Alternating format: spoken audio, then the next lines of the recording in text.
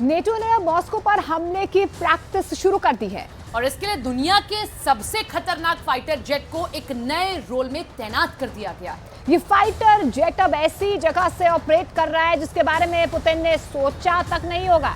इसी बात को लेकर पूरे रूस में टेंशन फैल गई है, क्योंकि यही नए युद्ध की सबसे बड़ी वजह बन सकती है।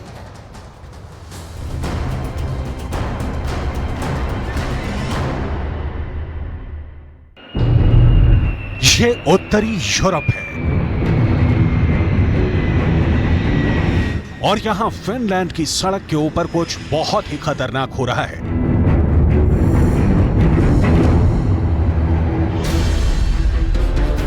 सामने बहुत गौर से देखिए, आपको एक विमान नजर आएगा।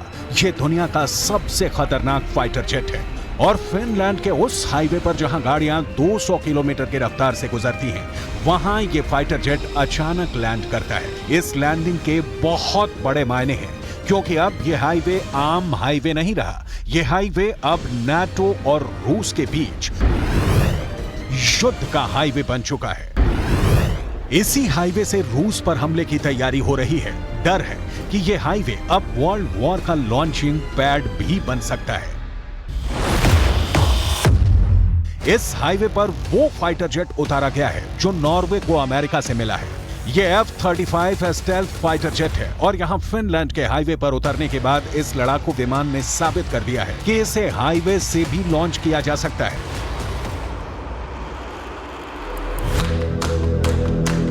ये फिनलैंड और नॉर्वे के युद्धाभ्यास के वो पल हैं जिसमें नाटो ने अपनी पूरी ताकत को समेटकर उसे हर हालत में और खतरनाक तरीके से इस्तेमाल करने का दावा कर दिया है। 18 सितंबर को ये युद्धाभ्यास शुरू हुआ और इसमें लड़ाकू विमानों को गोरिल्ला युद्ध के लिए तैयार किया गया। विमानों की बैक टू बैक लैंडिंग हुई और उसके बाद उनमें ईंधन भरा गया। विमानों का इंजन बंद किए बगैर रिफ्यूलिंग इमरजेंसी में ही की जाती है।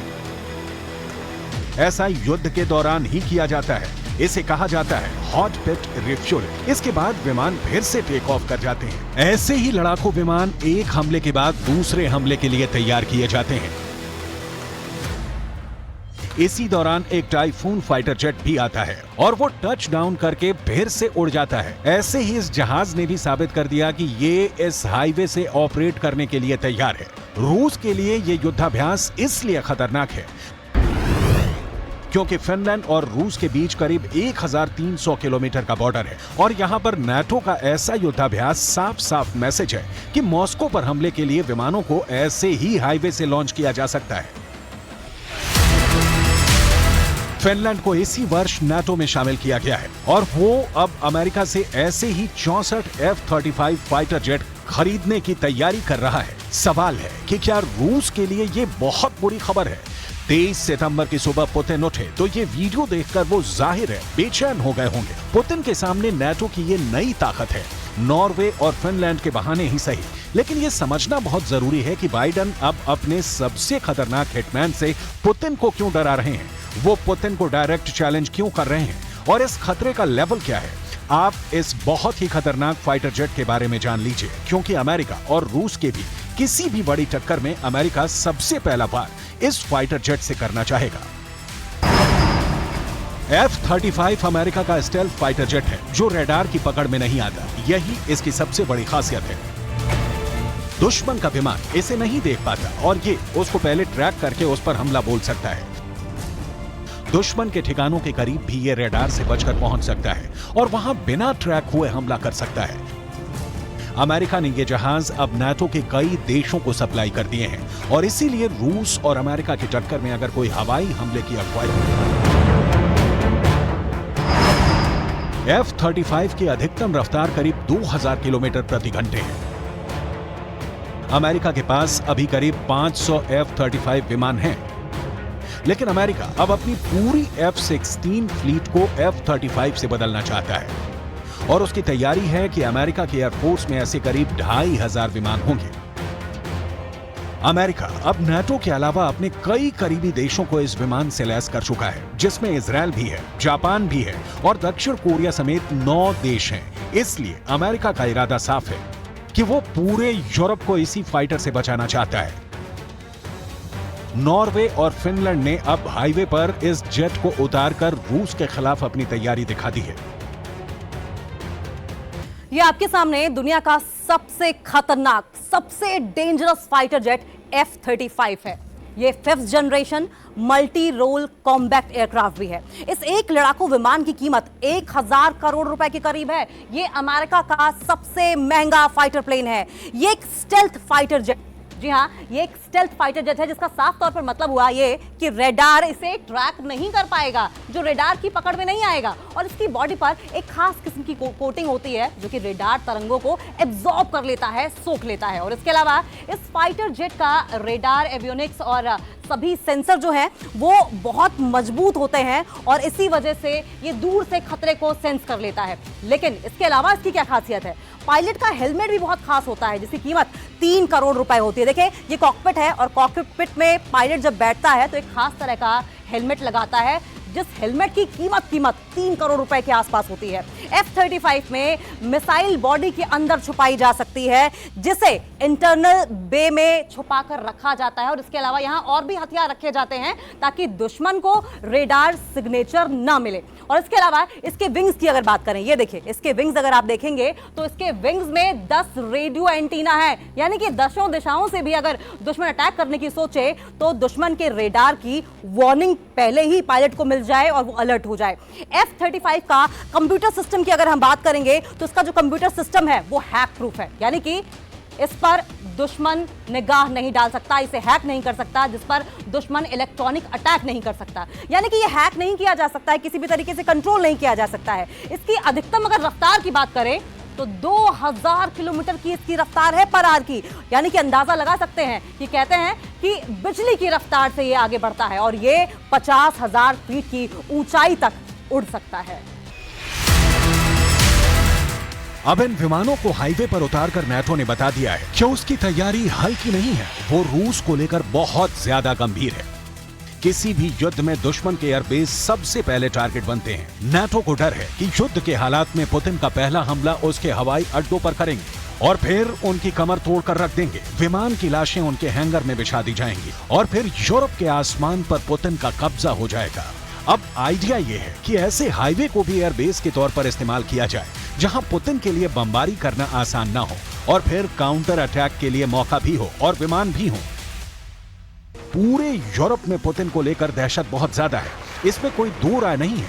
ये बात पुतिन और उनकी फौज भी बहुत अच्छी तरह से जानती है। पुतिन के खिलाफ नाटो का मिलिट्री मीटर देखिए।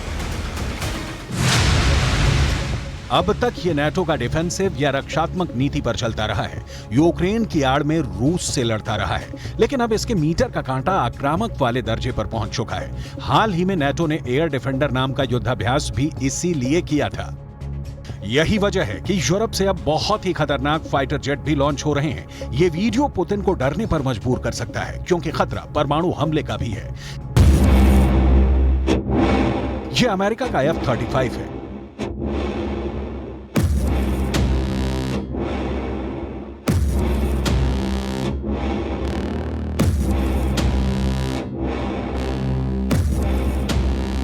ये स्वीडन का ग्रिपेन है।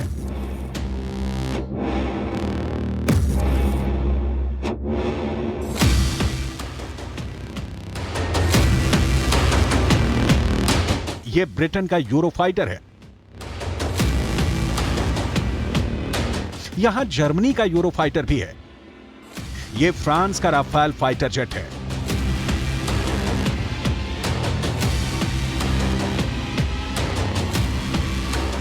ये नॉर्वे का F-18 सुपर हॉर्नेट है।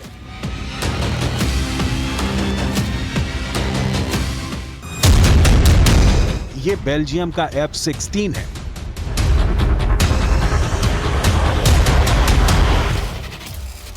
इन सबके टारगेट पर है पुतिन की राजधानी यानी मॉस्को। ये फाइटर हर दिशा से उड़ेंगे और इनके निशाने पर होगी रूस की कैपिटल।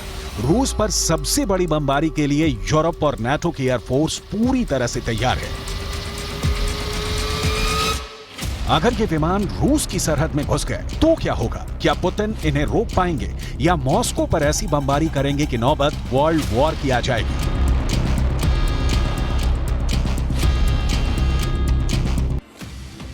क्योंकि मॉस्को के आसमान में यूरोप के फाइटर जेट पहुंचे तो सीन कुछ ऐसा होगा। धमाके क्रेमलिन से लेकर रेड स्क्वायर के कोने कोने पर होंगे। कोशिश पुतिन की सत्ता को पूरी तरह हिलाने की होगी, लेकिन ऐसी बमबारी अगर हुई तो समझ लीजिए कि फिर विश्व युद्ध होने से कोई नहीं रोक पाएगा।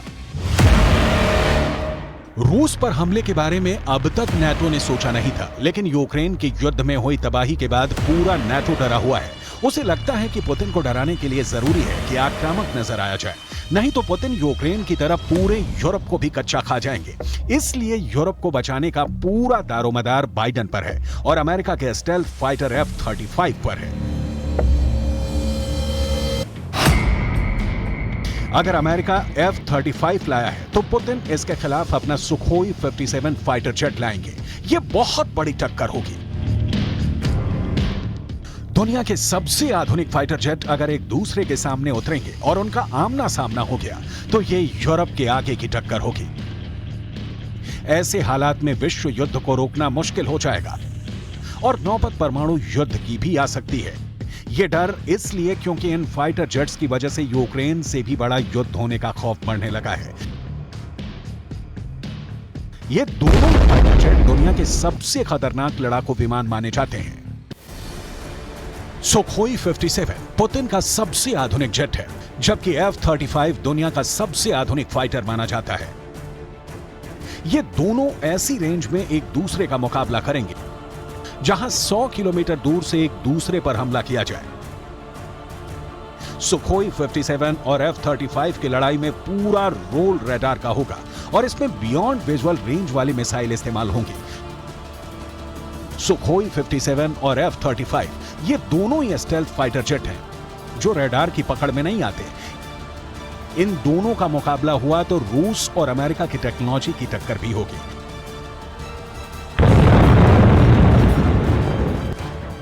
जिसकी जीत होगी उसी के मुताबिक तय होगा कि कॉम्बैट एविएशन में रूस आगे है या अमेरिका।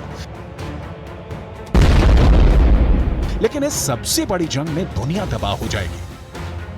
कुछ ही दिनों में मामला परमाणु हमले तक पहुंच सकता है।